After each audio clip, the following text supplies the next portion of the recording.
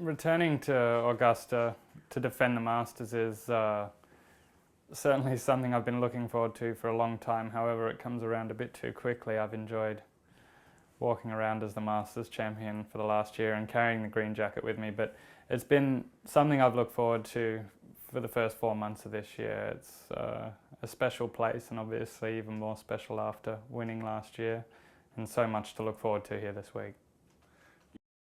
I think certainly there's confidence to take out of winning a big tournament like the Masters, and I think most importantly what I did with that was continue the momentum and keep rolling towards kind of my overall goals of becoming the best golfer I can be, so continually improving and coming back here this year. Certainly there is a quiet confidence about the way I'll play at Augusta this year with the experience of winning.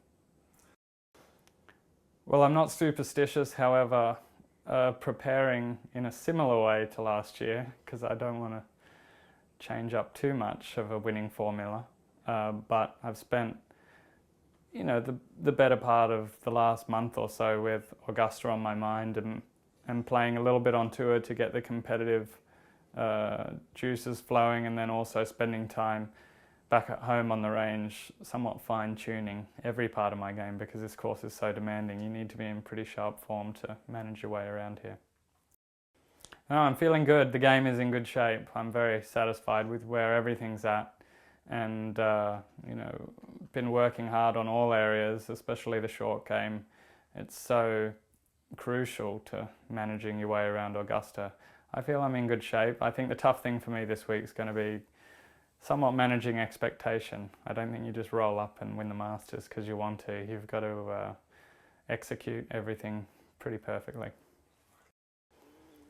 Well, I mean, there's always the usual suspects, but I think the usual suspects list is growing rapidly out on tour. The talent pool is deep, and Phil Mickelson, I think, is always the biggest threat along with Tiger Woods at the Masters, because they just have such a affinity with the golf course.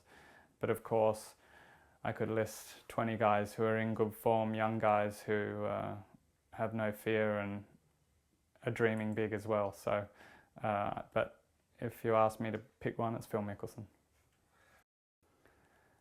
Well, I think the history of it is different for everyone, but Augusta is filled with history no matter what, and I think the Masters stands out to me from my childhood, remembering watching on TV so far away on a Monday morning before school, watching Australians try and win for so long, Greg Norman especially, but I remember years where Craig Parry was contending, and it just presents so well. It stands out. When you watch it on television, you see how green the place is, the flowers, everything. It looks like this little utopia so far away, and I think that's why it stands out for me.